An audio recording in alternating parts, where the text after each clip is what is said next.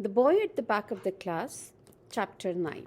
The Big Fight. The next morning, I told Josie, Michael, and Tom about the unexpected adventure my mom had taken me on.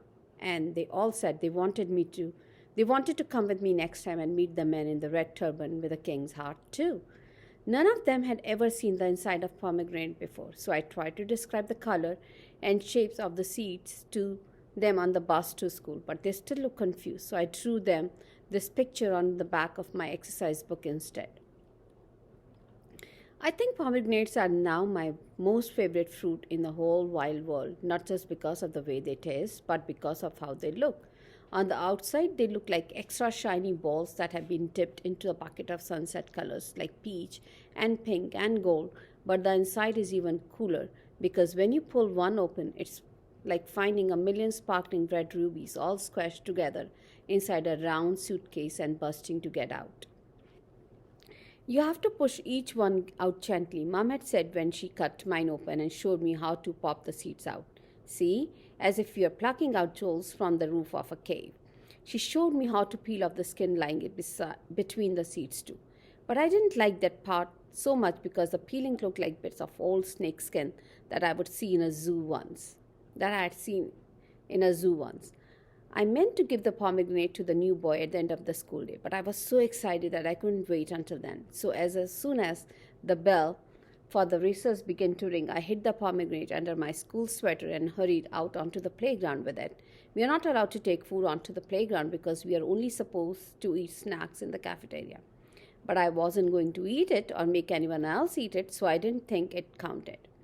The new boy followed us out because he knew we were his friends now. He had stopped disappearing every recess and only went to have seclusion during lunch times. Even Miss Hampsey had stopped coming out during recess and went to the staff room, which I think meant she knew we were the boys' friends too. Here, I said, as soon as we get into our corner of the playground and pulling the pomegranate out from under my sweater. I held it out to him. It's for you. Josie and Michael looked at each other and Tom looked at me as we all waited for the new boy to say something. But he just stared and stared, first at us and then at the pomegranate and didn't say or do anything. New? You should have put a sticker on it, whispered Tom, shaking his head. Then slowly the new boy reached out and took the pomegranate in his hands. Home, he said quietly, his line eyes getting very big. I have home. Yes, I said, your home is in Syria. I have seen it on a map. You know map? The boy, the new boy felt quiet and then, for the first time since we had met him, he smiled. Not a small smile or a side smile or even half smile, but a real, proper smile that went from one cheek to other that made his eyes smile too. He opened his mouth to say something when suddenly Brandon, the bully, pushed past us. Give me that, he said, and he snatched the pomegranate from Emma's hands. Give that back, I shouted, feeling scared and angry all at once. Make me. Brandon, the bully, sneered as he turned round to face me. I don't know why, but sometimes when someone you don't like looks at you right in the eyes, they suddenly seem to grow taller and you suddenly seem to grow shorter, even when really you are both the same size. Usually it's only for a few seconds and then you grow back to your normal height again. But sometimes it goes on for so long that you wonder if you will ever get back to the height you used to be. This was one of those times when Brandon, the bully, turned to look at me. He stared into my eyes so hard and for so long that he seemed to grow by at least 2 more inches. But I was feeling so hot and angry that I could feel my ears going red, and I didn't care. I took a step forward and tried to grab the pomegranate back. Go on, try again, laughed Brandon the bully as he whipped it away and held it high above his head. I could feel my face getting redder and my legs getting shorter and shorter as I tried to jump and snatch it back from him. Then suddenly he threw the pomegranate to Chris, who was standing behind me. Chris caught it and tossed it up and down in one hand, waiting for one of us to try to do something. Josie and Tom and Michael all lunged forward,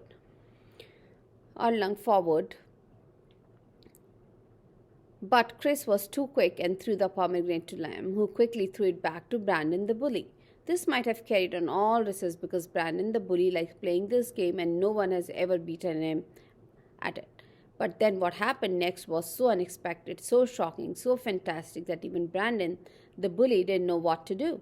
Because suddenly, with a huge roar, Emmett ran straight at Brandon the bully and, like an angry lion, crashed into him with his head.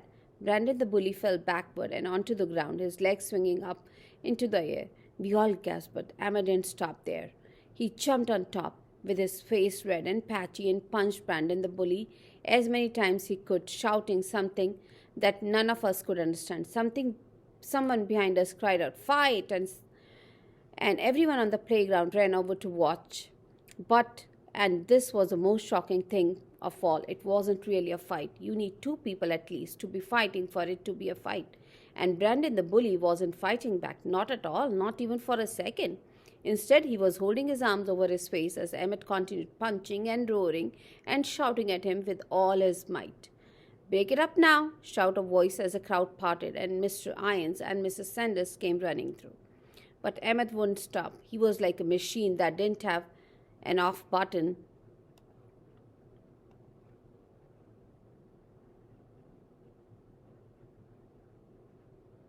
And he continued to punch and punch and punch just as hard and as fast as he could. "Enough, young man," cried Mr. Irons, and grabbing him by the back of his sweater, Mr. Irons lifted Emmett up off Brandon the bully, while Mrs. Sanders pulled Brandon the bully back onto his feet.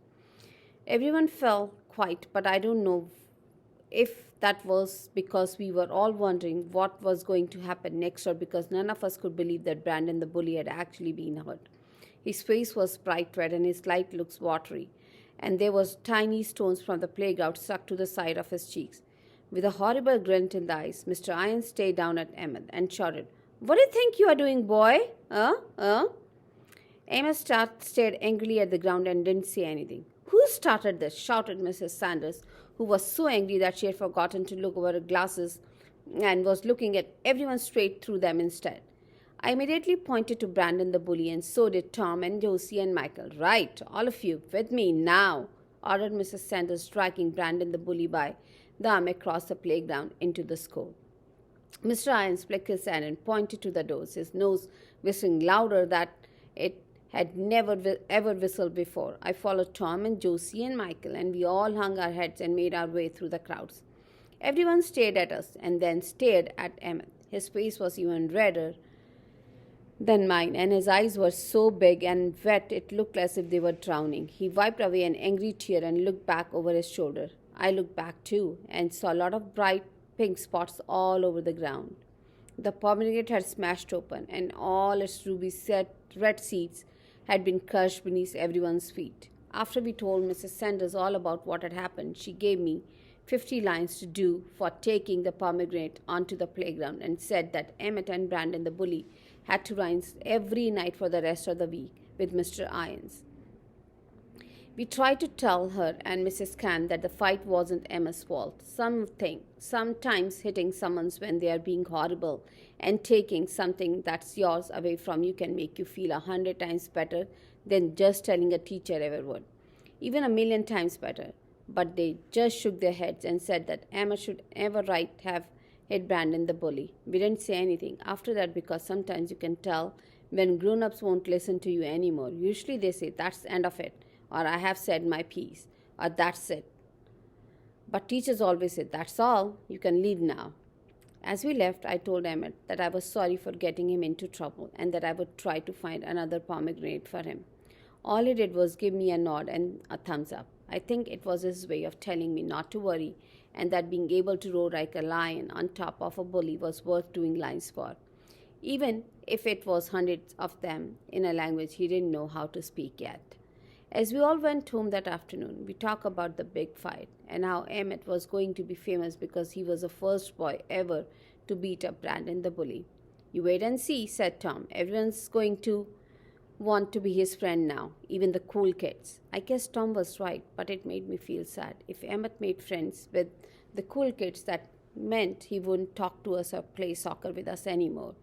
There's a law that says cool kids can only ever hang out with other cool kids and that they must ever talk to us except for what they are put in a group with us by a teacher.